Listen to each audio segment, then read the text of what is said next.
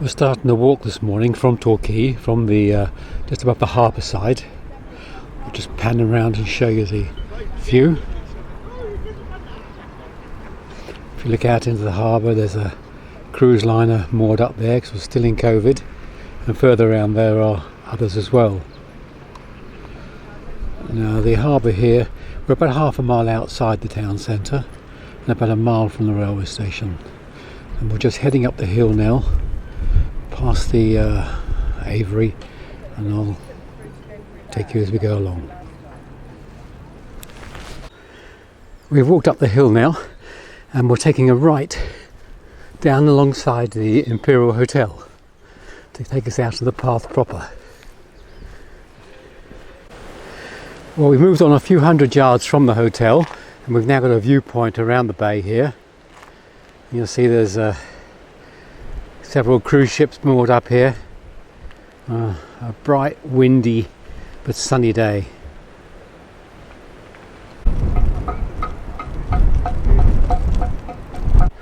Well, we're now about a mile and a half out the town centre.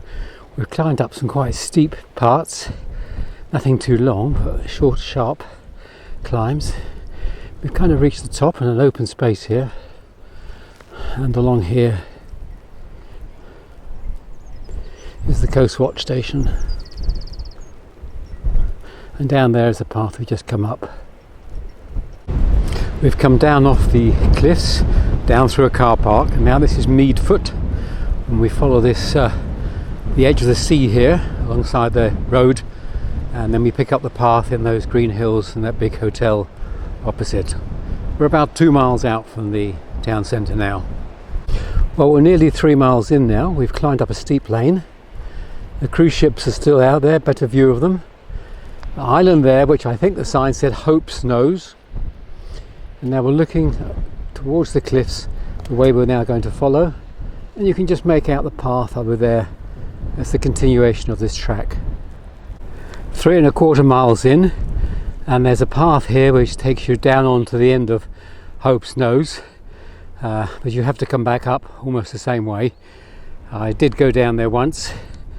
And out on the end were a lot of fishermen with doing sea fishing and being very successful on that particular day. So that's Hope's Nose. Nearby, I'll give you a panoramic view of the sea here and the cruise ships moored up. It really is a beautiful day out there.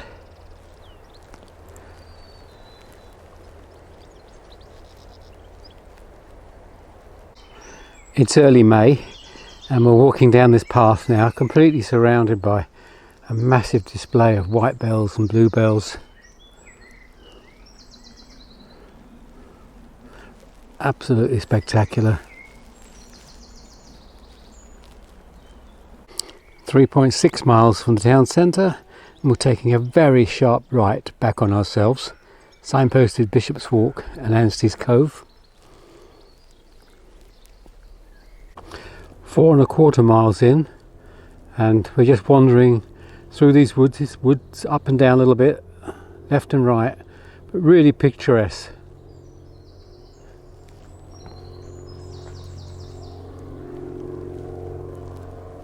And that's the way we've just come down. 4.4 miles. We've just come out from these woods, and we're crossing this road here, which must be the one that leads down to Anstey's Cove. So we're just going to follow this lane down and pick up the path, which will go off to our left in a moment. The path is well signposted. If you look here at this post here, you've got the acorn, but you'll find this at every junction. You can't get lost.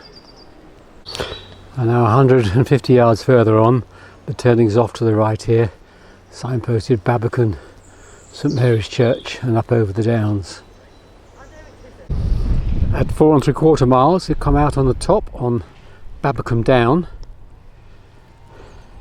Large, green, open space, quite exposed, windy, but with fabulous views across the sea here as we come round.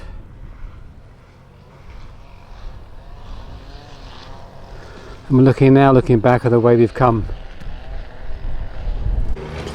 It's 5.3 miles in now, and we've come down to Babbacombe, and we're looking along the beach here, and out there is the end of the funicular railway, which will take you up to the top.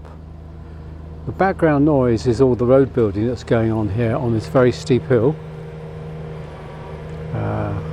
It's often fun to stand on this corner and watch cars struggle to get up. Well, Babbacombe is a very sad sight today. There's no effort to reopen during this coronavirus period. Other resorts, the cafes are open for takeaways. The toilets are unlocked. We're here, they're all boarded up. Even the pub's closed. It really isn't making an effort, Babbacombe. Shame on you.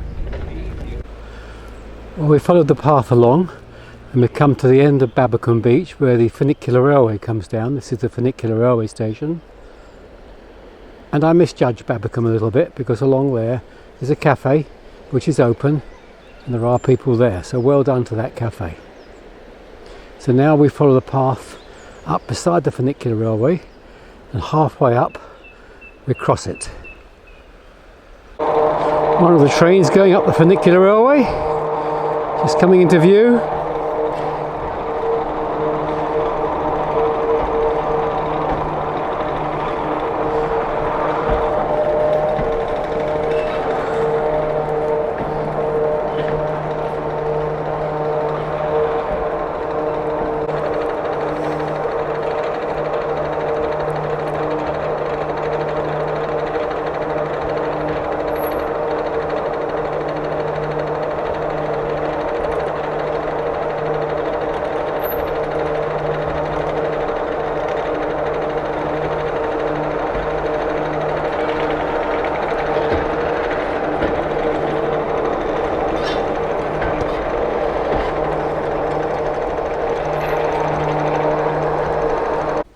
Six miles in, and we've left Babbacombe behind.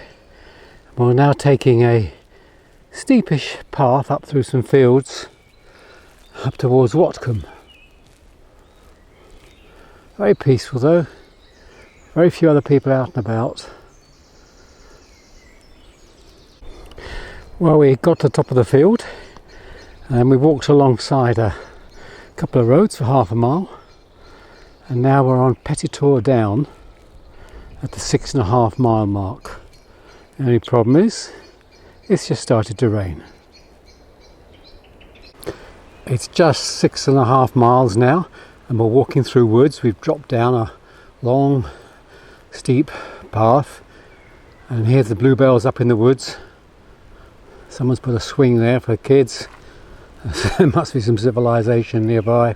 That's the path we're going to be walking on. And this is the rest of the woodland as I pan right the way around. We're very close to Watcombe now, and we'll come back online shortly. We're 7.5 miles in now, and we've just come down that steep track.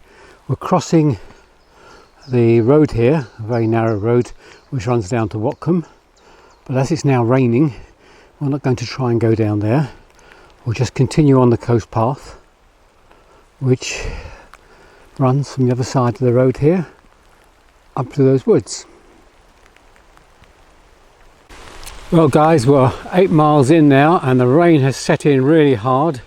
It's absolutely tipping it down. I'm under some trees so you're not hearing too much of it, and we're walking through woods above the cliffs, above the sea. What would be a really wonderful walk in the sunshine, and it was sunshine when we left Torquay 3.5 hours ago. But now it's somewhat changed. Fortunately I've got waterproofs, and we'll just keep going. Well, we're 9 miles in. The rain is unceasing. The weather's really closed in, so there's very little visibility out to sea, and the paths here have turned to sort of mudslides. But it's okay, we're pressing on. 2 or 3 more miles to go.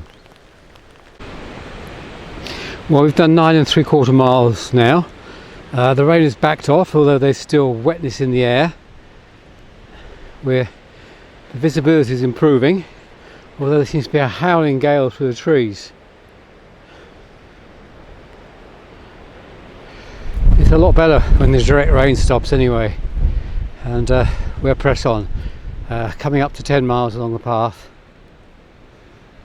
I will just show you here, this blue haze, this blue here is just fields and fields of bluebells. Absolutely amazing.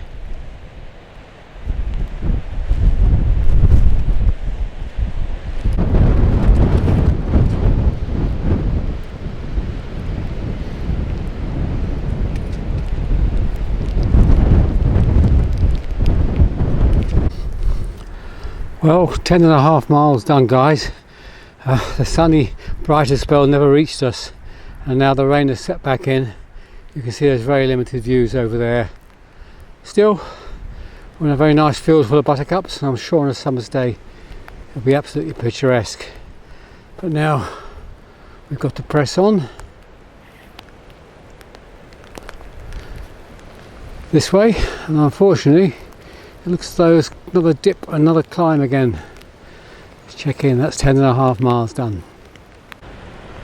Well guys, we've done 11 miles. It is so wet. It is pouring down. It's a long time since I've been this wet. But down beneath you, through the mist there, you can see Teignmouth. First of all, Shaldon on this side of the river. And most of it is downhill from here, down this steep grassy slope, which should be a nightmare being so wet. But we'll take it from there. Let's give you a spin round. Here's the green hills. Well guys, I don't know whether you can see why these trees are whipping around. We're in the middle of a gale force storm here. The rain's backed off for the moment, but we've just had some enormous claps of thunder overhead. Just saw us crossing a big wide open green area, carrying a metal walking pole. Still, somebody was on my side because I made it. Looking a bit brighter over there where we've come from. So this is Shaldon Golf Course. We're walking around the edge of it now. And just look at those trees whipping around. Still, we're nearly done, 11.5 miles done. Well, this is the spot where the ferry goes from, but they're both moored out in the water at the moment, and I don't see one over the other side operational. So it looks like the guy's buggered off. That just means I've got a rather tiresome walk to go up the side of the river here, across that bridge and down the other side. The other side is very boring alongside a main road, but there is no real option if the ferry's not running for whatever reason. Maybe the rain got too much for them.